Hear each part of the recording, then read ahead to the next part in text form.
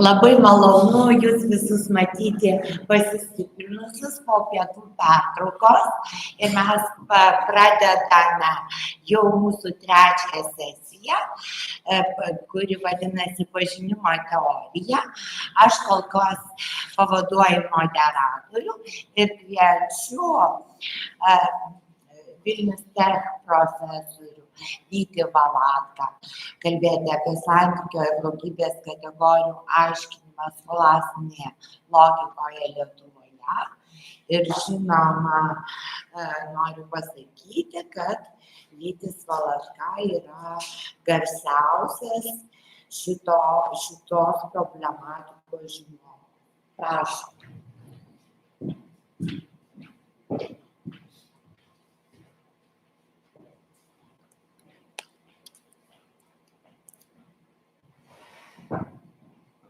Leidą nukreipti kalbant.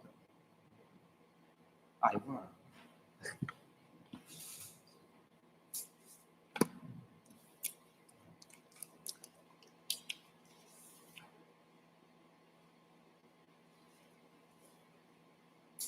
Tai labai diena. Kartą norėčiau padėkoti organizatoriams už tai, kad pakviečiat mane laiks nuo laiko dalyvauti gimtajame institute, konferencijose. Šitas mano pranešimas bus kaip ir tam tikras seka, tam tikras tęsinys ankstesnių pranešimų, kurie taip pat buvo šitame institute skaityti, galbūt kai kurie kitoje konferencijoje, Science and Istorija, persikėliau į lietuviškos problematikos konferenciją ir visada miela ir malonu sugrįžti. Kažkaip tai ta konferencija, kur nekyla nei ranka, nei noras ruošti skaidrių, prisimant senus gerus laikus, tiesiog skaitai, kalbė ir tai yra visai smagu. Na, kalbant apie kategorijas, apie tas santykio kategoriją ir kokybės kategoriją, tai galime prisiminti, kad tų kategorijų iš viso buvo 10. Aristotelis išsiskyrė, scholastinė logika irgi gana nuosekliai sekė tą klasifikaciją ir jos visos turėjo logiškai pagrįstą vietą toje kategorijoje eilėje. Na, ne visoms kategorijoms, aišku, buvo teigiama daug dėmesio. Pirmoji substancija, kitos 9 tos substancijos acidentai, bet 3 nevienodai dėmesio buvo skiriama, būtent pirmiems 3 buvo daugiausiai dėmesio skiriama, tai kiekybei, santykiui ir kokybei, nes buvo laikoma, kad būtent jos yra, galima sakyti, tos vidinės subjekto formos, substancijos vidinės formos, kurios determinuoja tą substancijas ar subjektą iš vidaus, intrinsėse, iš vidaus. Tarpu kitos, sakykime, buvimas tam tikroje vietoje, buvimas tam tikram laikė ir taip toliau, jos jau kaip ir išorinės tam tikros formos, jos jau kaip ir, kažkokie priedai jau prie substancijos lengvai atskiriami. Tai dėl to galima pasakyti, kad joms buvo kaip tik likusiam 6 paskutiniam kategorijom buvo skiriama mažiau vietos. Na, kadangi šita konferencija skirta pirmiausia Lietuvos filosofijai, tai natūralu, kad būtent santykio ir kokybės kategorijų aiškinimą aš pristatysiu būtent Lietuvos scholastinės logikos šviesoje, remdamasis tais šaltiniais, kuriuos labiausiai esu galbūt tyrinėjęs. Tai būtų Smigleckio Vilniaus universitete skaitytas logikos kursas, paskaitos 1586, 157, taip pat kito profesoriaus Jokūbo Ortyzo arba Jego Ortyzo skaitytas logikos kursas tame pačiame universitete po 10 metų. Na ir po vieno universiteto profesoriaus Petro Janos vadovaujamų studentų parengtos mokyklos tezės. Irgi tai patenka yra nemažai iš 16 amžiaus pabaigą. Taigi, kalbant apie tą patį santykio kategoriją, labai tokia įdomi kategorija, kaip pamatysime, buvo pradžioje klausimą, ar iš viso čia kategorija, kokia gali būti, ar čia iš viso reali kažkokia būtis, tai čia santykinė būtis, tai kažko nukreiptumas į kažką kitą. Nes viena iš lotyniškų terminų santykio kategorijų buvo ad alius, į kitą. Tai kas čia per būtis? Trūksta kažkokio substancialumo, kažkokia plevena. Ar iš viso tikra ar netikra, o čia Aristotelis prisikūrė, esmių pridavo. Ne? Tai pati vieta tos kategorijos santykio, kaip jinai buvo aiškinama, vieta tarp kiekybės kategorijos ir kokybės kategorijos. Tai tam tikra vidurinė vieta tarp tų trijų pagrindinių akcidentų, tų vidinių akcidentų substancijos. Ne? Tai ta vieta tarpinė tarp kiekybės ir kokybės buvo aiškinama taip, kad kiekybei, bet kuriai neišvengiamai būdingi tam tikri santykiai. Sakoma, kad kiekviena kiekybė, pavyzdžiui, koks nors paviršius ar ne, yra lygi arba nelygi kokia nors kitai kiekybei, kokiam nors kitam, sakykime, paviršiui, didesnė ar mažesnė už kitą kiekybę ir taip toliau. Todėl buvo sakoma, kad bet kuri kiekybė turinti substanciją, ar ne, aišku, čia materialios substancijos, nes kiekybė yra materialių substancijų bruožas, bet kuri kiekybė įgyjusi substancija, iš esmės neišvengiamai yra viename ar kitame santykyje su kokia nors kita tam tikrą kiekybę turinčią substanciją. Kaip sakiau, substancija įgyja kiekybę ir jinai iš karto tampa, sakykime, lygi arba nelygi, didesnė ar mažesnė už kitą substanciją turinčią tam tikrą kiekybę. Ir buvo teigiama, kad būtent tik šitos santykius įgyjusi substancija, po to jau gali turėti baltumą, jo. Aišku, čia būtų galima pasiginčyti su scholastais, ar ne, todėl, sakykime, iš pradžių santykis, o po to kokybė. Nes, pavyzdžiui, jeigu turime santykį vienos juodos substancijos į kitą, tai pagrindas tų santykių yra kokybė, juodumas. Tai kaip ir kokybė šiuo atveju santykių determinuotų ne atvirkščiai, bet kažkaip, kadangi turbūt Aristotelis buvo jau visiems amžiams, kai buvo manoma įvardinęs tą santykį tarp kiekybės ir kokybės, tai buvo bandoma kažkaip tą pagrįsti ir vis tiek pasakoma, kad iš pradžių substancija įgyja kiekybę, po to turi tam tikrą santykį, po to jau atsiranda kokybė. Nors, kaip sakau, galima čia būti ir pasiginčyti. Santykio kategorijai, kaip sakiau, buvo skiriama tikrai nemažai dėmesio, kadangi šita kategorija, arba lotyniškai yra terminas kitas, predikamentas, predikamentai, tai kas pasakoma, kas priskiriama kažkam kitam, nes kategorijos tai bendriausios būties giminės, ar ne, ir bendriausios pažinimo, tam tikros, reiškia, formos, bendriausios pažinimo sąlygos.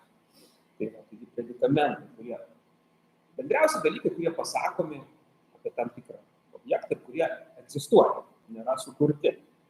Visgi, palyginti su kitais predikamentais, buvo sakoma, kad ta kategorija santykių yra truputį tokia santykinai, tokia truputį nelabai aiški, nes santykis kitos kategorijos buvo, kaip sakant, tokie išlaisvinti, absoliutiniai, ne absoliutų prasme, bet, sakykime, absoliutus esmė. Tuo tarpu santykis buvo interpretuotas kaip kokios nors substancijos, absoliučios substancijos arba absoliutaus atsitiktinio požymio akcidento nukreiptumas. Tai galima taip pasakyti, kokios nors kitos substancijos ar akcidento atžvilgiu. Santykis yra iš esmės būtis į kažką kitą, link kažko kito. Esse ad alium, į kažką kitą. Tad natūralu, kad scholastams kildavo įtarimas, kad toks substancijos ar atsitiktinio požymio sąryšis su kita substancija ar akcidentu gali būti nerealus ir ne iš paties to sąryšio subjekto kylantis dalykas, o Tiesiog proto sukonstruotas esinys. Protas lygina, sako, yra tam tikras santykis. O gal jo nėra? Gal tiesiog jis pats sukūrė. Buvo remiamasi tuo, kad sakoma net, žiūrėkit, sako, net ir realiai egzistuojantis daiktas gali būti intelekto susiejamas kažkokiu nerealiu ryšiu, proto sukurtu ryšiu, su kokiu nors kitu esiniu. Štai pavyzdžiui, žmogaus protas gali nustatyti panašumo santykį tarp realiai egzistuojančio žmogaus ir proto fikcija esančio kentauro. Ir šis santykis, kentaurui neturint realaus esinio statuso, taip pat savaime jau yra intelekto sukurtas santykis, intelektinis esinys. Taigi, tiesiai šviesiai sakant, buvo keliamas klausimas scholastinėje logikoje, ar santykis yra realus esinys? Ar čia Aristotelis neprikūrė kažkokios papildomos esmės? Ne esmės, papildomos akcidentos. Ir paprastai buvo atsakoma taip aptakiai.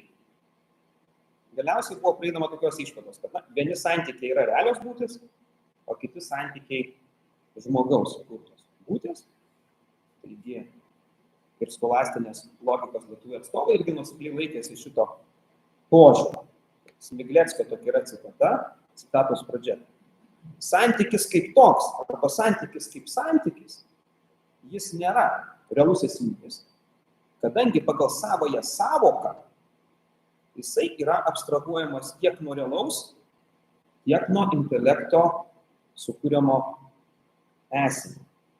Citatos pabaiga.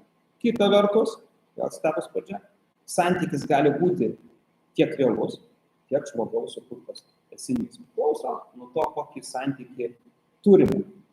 Todėl negalima teigti, kad santykis turi tik tai intelektinės būties statusą. Ne? Įvairių yra tų santykių. Vieni realūs, kiti ne. Ortizo nuomonė iš tikrųjų negali būti taip, kito autorius Ortizo nuomonė sakė, negali būti taip, kad nėra apskritai jokių realių santykių, nes tokiu atveju, jeigu santykių iš vis nebūtų, kaip realių būčių, nemaža mokslų dalis, jinai tiesiog prarastų bet kokias pretenzijas į mokslinį pažinimą, taip sakant, į realių esinių pažinimą. Citatos pradžia. Jei bet kuris santykis būtų tik tai proto esinys, tai metafizika, tyrianti būties kaip tokios santykius, tarp savųjų objektų turėtų intelektinį esinį taip pat ir šiuo atžvilgiu nebūtų mokslas tikrąja to žodžio prasme. Tais laikais pasakyti, kad metafizika nėra mokslas tikrąja to žodžio prasme pavojinga. Maža to, lygiai taip pat, jeigu nebūtų tikrų santykių, matematika, matematiniai mokslai irgi prarastų mokslų statusą, nes sako Ortizas, pažiūrėkime, ką nagrinėja aritmetika, sako, aritmetika nagrinėja įvairias kiekybių santykius, tai aritmetika yra skaičių santykius, geometrija, figūrų, muzika, garsų, perspektyvos mokslas, matomų linijų, įvairių santykius, tai lygybės, nelygybės, atitikimus, netitikimus ir taip toliau. To negali būti, jeigu jau yra tokie mokslai kaip metafizika, matematika, ir jie tyria santykius, tai ne veltui tyria, tiesiog pats mokslo egzistavimas kaip ir legitimuoja santykio realumą. Tokia įdomi argumentacija. O tada iškeltas klausimas, o kada santykis yra realus? Kurie realūs, tai kurie nerealūs, o kada santykis yra realus? Ir buvo sakoma, čia reikia pažiūrėti kiekvieną santykį konkrečiai. Yra 3 komponentai kiekvieno santykio. Tai yra subjektas, kuris santykį turi, taip pat terminas, tai su kuo koks nors subjektas santykį turi, į kurį nukreiptas, ir pats santykio pagrindas, kurio remiantis tas santykis atsiranda. Tad vėlgi buvo teigiama, kad santykis realus tada, tik tada, kai visi tie komponentai yra realūs. Taip sakant, realus tik toks santykis, kurio ir subjektas, ir terminas, ir pagrindas yra realūs, o ne proto sukurti esiniai. Ir aišku, scholastinės logikos lietuvių atstovai gana nuosekliai laikėsi tos pozicijos ir štai galim pasiremti Ortizo citata. Jisai taip sakė: realus yra toks santykis, kurio egzistavimas nepriklauso nuo žmogiškojo intelekto veikimo. Ne? Žmogiško intelekto, nes jeigu dieviškas intelektas veiktų, tai čia jau klausimas. O šitai nutinka tik tada, kai visa tai, kas reikalinga santykiui, tai yra subjektas, pagrindas ir terminas, yra realiai egzistuojantis esiniai. Tad pavyzdžiui, baltos tvoros panašumas į baltą sieną yra realus santykis, buvo sako. Kadangi šis santykis būdingas pirmiausia, realiam kažkokiam subjektui tvorai. Šioje tvoroje tas panašumo santykis egzistuoja tik dėl jo realaus pagrindo. Tvorai būdingos atsitiktinės baltumo savybės arba kokybės, kuri minėtą tvorą paverčia panašia į tą pačią baltumo kokybę disponuojančią bei taip pat realiai egzistuojančią sieną, kuri yra šio panašumo santykio terminas, citata baigiasi. Tai matom, labai paprastas dalykas, kaip ir pasakymas, kad kiek daug čia specifinių terminų. Visgi, bent vienam iš santykio komponentų neturint realios egzistencijos, jis jau tampa nerealiu santykiu. Na, tarp kokios nors realios būties ir bet kurio natūralio daiktų tvarkoje neegzistuojančio esenio, tai gali būti proto nustatomų santykių, ne, tarp žmogaus ir kentauro, sakykime, kadangi terminas to santykio kaip kentauras neegzistuoja. Tačiau santykių komponentai turi būti realūs, kad santykis būtų realus. Bet tai nėra vienintelė sąlyga, kad mes turėtume realų santykį. Tam, kad tarp dviejų ar daugiau esinių būtų realus santykis, būtina, kad tie esiniai būtų atskirti vienas nuo kito realiu skirtumu. Štai, kaip sako Smigleckis, turime tokį dalyką, kaip kokio nors daikto tapatumą savo pačiam. Smigleckio požiūriu tai yra nerealus santykis. Daug filosofų kalba. Daikto tapatybė savo pačiam. Galim kalbėti, bet tai nėra realus santykis. Tai proto sugalvotas santykis pagal Smigleckį. Kodėl? Todėl, kad tarp šio santykio subjekto ir termino yra nerealus, o kažkoks proto nustatomas santykis. Tavęs paties santykis su savim nėra realus santykis, nes jam reikia dviejų skirtingų subjektų ir terminų. O čia jie tie patys. Reiškia, tas santykis nerealus. Taigi tapatybė kiekvienas turim, bet kaip ir tai nėra realus santykis. Ir jisai taip sako, intelektas 2 kartus suvokdamas tą patį esinį, tą esinį susieja su savimi pačiu.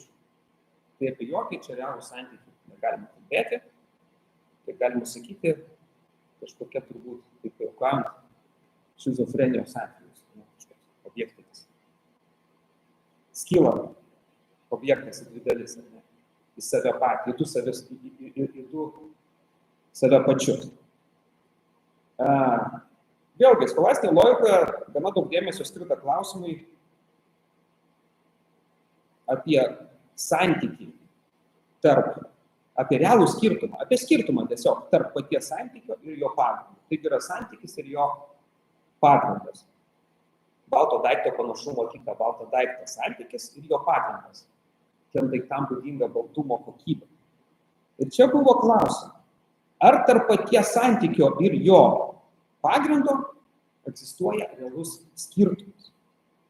Na ir teigiama, čia nuomonės įsiskiria. Čia nuomonės įsiskirdavo. Ir teigiamą atsakymą pateikė tomistinė pozicija. Jinai sakė, kad santykis ir jo pagrindas tai atskiri esiniai, turintis atskirus egzistavimus. Visgi, teko žiūrėti, logikos Lietuvoje autoriai scholastinės daugiausiai linko prie kitos pozicijos, prie namosios škotistinės pozicijos, kad tarp santykių ir jo pagrindo tai yra galimas grinai formalus skirtumas. Nerealus, bet formalus. Štai kito scholastinės logikos atstovo Vijanos teigimu, citatos pradžia, santykis turi tokį santykį su savojų pagrindu, kad nuo pastarojo skiriasi ne kaip atskiras daiktas, bet vien tik savo esme, vien dėl savo formaliosios tvarkos. Citatos pabaiga. Kitaip sakant, santykis skiriasi nuo savojo pagrindo vien tik esme, o ne egzistencija. Bet joks santykis negali egzistuoti atskirai nuo savojo pagrindo. Balta tvora nebus panašiai į baltą sieną, jeigu jinai nebus balta.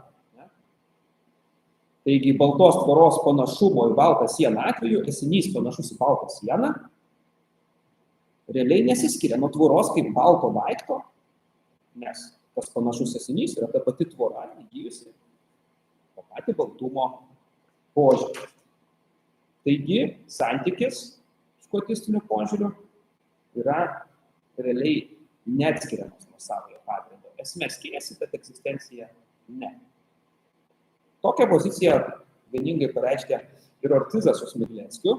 Štai Ortizo tvirtinimu nėra jokio pagrindo manyti, kad santykis nuo savojo pagrindo skiriasi egzistavimu, nes, įdomi citatos pradžia, nors santykio pagrindas ir gali egzistuoti be santykio. Santykio pagrindas gali egzistuoti be santykio, bet pats santykis negali egzistuoti atsietai nuo savojo pagrindo. Ir jeigu grįžtume prie to populiaraus pavyzdžio, baltos tvoros panašumo į baltą sieną pavyzdžių, tai reiškia, kad baltumas tvoroje gali egzistuoti ir šiai tvorai apskritai nesant panašiai į jokį kitą daiktą, galbūt vienintelė tvora balta yra pasaulyje, daugiau niekas to baltumo neturi. Visgi, tvoros panašumui į baltą sieną būtina, kad tvora turėtų baltumo kokybę. Pats baltumas be tos tvoros gali ramiai savo egzistuoti. Kitokių baltų dalykų gali būti daug. Taigi matome, kad čia jau buvo įsitraukta į tam tikrą scholastinį ginčą. Kita vertus, pagrindinius santykio požymius, pagrindinės savybės, scholastai aiškino pakankamai vieningai. Buvo sakoma, kad santykis gali turėti savo priešingą santykį. Ne? Pavyzdžiui, baltos tvoros panašumas į baltą sieną yra priešingas juodumo kokybė įgijusios tos pačios tvoros nepanašumui į tą pačią baltą sieną. Ne? Kita įdomi savybė buvo sakoma, kad skirtingai nuo substancijos ir kiekybės, kurios negali būti daugiau ar mažiau substancija ar kiekybė už kokią nors kitą substanciją ar kiekybę, visgi santykiai gali turėti skirtingus intensyvumo laipsnius. Substancijos neturi, santykiai turi. Taip sakant, paprastai kalbant, santykis gali būti stipresnis ar silpnesnis. Tai yra didesnio ar mažesnio laipsnio. Štai įdomus pavyzdys. Panašumas esantis tarp labai raudono ir vidutiniškai raudono obuolio yra didesnio laipsnio panašumas nei tas panašumas, kuris yra tarp labai raudono ir vos paraudusio prinokusio visai obuolio. Kas tai lemia, bet jeigu žmogus alkanas, turbūt nekreipia dėmesio, nebent nagrinėja kategorijas. Na, o galiausiai tvirtina, kad nei vienas santykio narys negali egzistuoti vienas be kito. Jeigu yra santykis, tai egzistencija susijusi viena su kita. Ir įdomiausias pavyzdys čia buvo tėvystės santykis. Buvo sakoma, kad pagal šį santykį koks nors vyras turi, tai santykis, kurį nors, sakykime, įdomiausia, kad buvo sakoma, tėvystės santykis, tai santykis, kurį koks nors vyras turi su kuriuo nors kitų vyrų sūnumi. Apie dukteris nebuvo įdomiausia. Ir kaip buvo aiškama? Buvo sakoma paprastai. Niekas negali būti tėvu neegzistuojant jo sūnui ir niekas negali būti sūnum neegzistuojant jo tėvu. Kaip čia su tautos tėvais, demokratijos tėvais nebuvo nagrinėjama. Galbūt galima turėti demokratijos tėvus ir nesant demokratijos tėvus. Tai tiek apie tą santykį, jam tikrai buvo nemažai dėmesio skiriama, kadangi tokia kaip ir sunkiai apčiuopiama būtis, santykinė būtis, pats santykis. Vėlgi kartais ten jie nukrypdavo į tuos filastinius subtilumus, kaip ten buvo santykis ir taip toliau. Nors galų galia pasakydavo, kad ėjimas į begalybę vis dėlto turi būti sustabdytas. Dabar pažiūrėkime kokybės predikamentą, kokybės kategoriją. Na, jinai kaip ir turėtų būti aiškesnė, nėra tai išplaukusi kažką kitą nukreipta būtis, bet jinai irgi turėjo tam tikrą specifiką. Jinai irgi buvo laikoma, kad yra tam tikra prasme išskirtinis incidentas. Ir vėl, jinai užėmė vietą kategorijų eilėje prieš visas likusias akcidentinės kategorijas. Sakykime, veikimą, patyrimą, buvimą kokiai nors vietoje bei laike ir taip toliau. Na ir vėl, kaip jau sakiau, tai buvo aiškinta remiantis tuo, kad kokybė yra būtent paskutinis, tas atsitiktinis požymis, kuris yra vidinė substancijos forma. Jinai determinuoja substanciją viduje, iš vidaus. Intrinsece determinat, et afficit, reiškia, determinuoja iš vidaus. Taigi, jinai esanti paskutinė atsitiktinė vidinė substancijos forma. Paskutinė atsitiktinė savybė, kuri egzistuoja pačioje substancijoje. Toms savybėms, reiškia, tiems akcidentams, kurie egzistavo substancijos viduje, kaip vidinės savybės, ar ne, tai buvo netgi atskiras egzistencijos terminas taikomas, kad jas yra viduje egzistuojantis. Inherence, ne tiesiog existence, ar coexistence. Inherence. Šitiems išoriniams akcidentams daugiau buvo coexistence. Ne? Tai likusieji akcidentiniai predikamentai, tai yra substancijos išorinės formos. Taip sakant, jie egzistuoja už pačių substancijų ir jas determinuoja išoriškai. Na, pavyzdys gali būti, kas dažniausiai yra, sakoma, laiko ir vietos kategorija, nors tikslesnis vertimas būtų tai, kad buvimo tam tikroje vietoje kategorija ir buvimo tam tikrame laike kategorija. Kadangi, jeigu pažiūrėtume bent jau skolastinius tos terminus, tai ubi, kur, neliopus, quando, kada, netempus. Taigi tos kategorijos, tai vat, buvimo kokiai nors vietoje yra laike kategorijos, jas nėra gaunamos iš daikto vidujybės. Jie būdingi tie predikamentai substancijai, kiek jai yra pritaikoma, už juos egzistuojanti vieta ir laikas. Pati vieta ir laikas, tarp kitko, nėra ta ubi ir quando kategorija. Vieta ir laikas yra kiekybės kategorijos rūšis.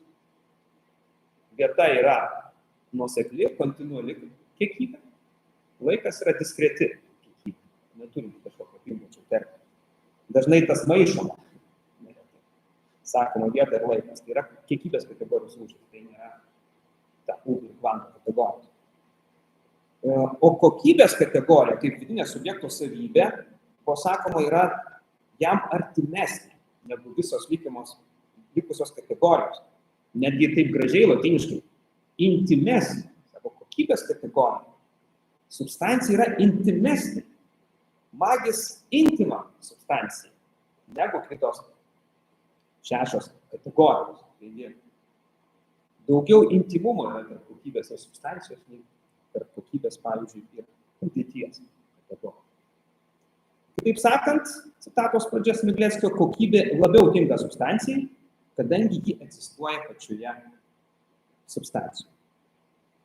Na, analizuojant kokybę, vienas svarbiausių buvo jos esmės klausimas.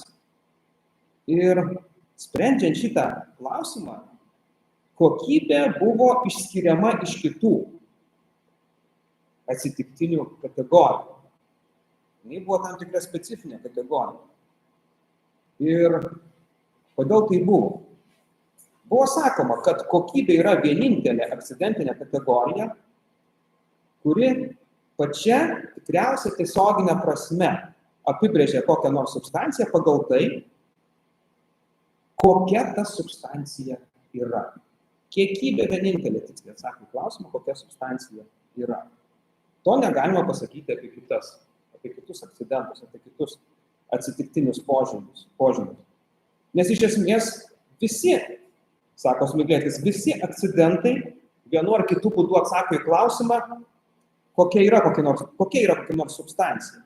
Tačiau tik tai vienintelė kokybė visiškai tiesiogiai pasako, kokia jinai ten yra raudona, kieta, minkšta, švelni ir taip toliau. Tuo tarpu kitos kategorijos parodo, kokia substancija yra taip, bet kokia jinai yra ne absoliučiai, o vienu ar kitu atžvilgiu. Štai santykio kategorija atsako į klausimą, koks yra daiktas pagal jo sąryšį su kitu esant. Panašus, identiškas, sūnus, tėvas. Ir taip toliau. Tai va, tai čia matome išskirtinė, kadangi vienintelė atsako klausimą, koks yra, nesantykinai. Na, o kokie pagrindiniai požymiai kokybės substancijos yra, tai jie buvo aiškinami tradiciškai, buvo išskiriamos į rūšis, buvo dvi rūšis išskiriamos. Tai pastovi kokybė ir laikina kokybė. Pastovi, tai sakoma habitus, laikina dispozicija. Na, pastovios kokybės pavyzdys. Sako, ugnyje esanti šiluma arba žmoguje per ilgą laiką susiformavusi kokia nors dorybė. Buvo laikoma, kad jeigu susiformavo, tai jos neatskirs. Nuo sąlygų priklauso.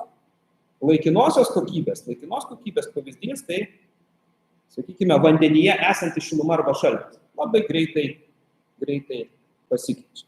Na, kokios pagrindinės, jau pats paskutinis sakinys, kokios pagrindinės kokybės savybės, buvo sakoma, kad jinai gali turėti savo priešingą kokybę, jinai gali būti kaip ir santykis didesnio ir mažesnio laipsnio ir galiausiai jinai gali būti panaši arba nepanaši kokią nors kitą kokybę.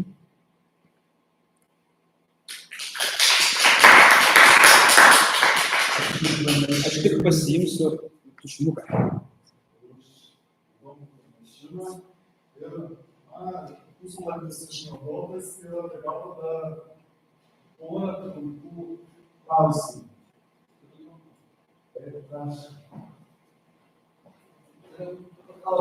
Tas tiesiog platesnė, nes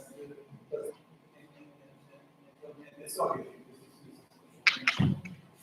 Nes tas nemėsis Smiglėckų, aš pats esu, bet mano klausimas toks, kaip atrodo tame kontekste logikos.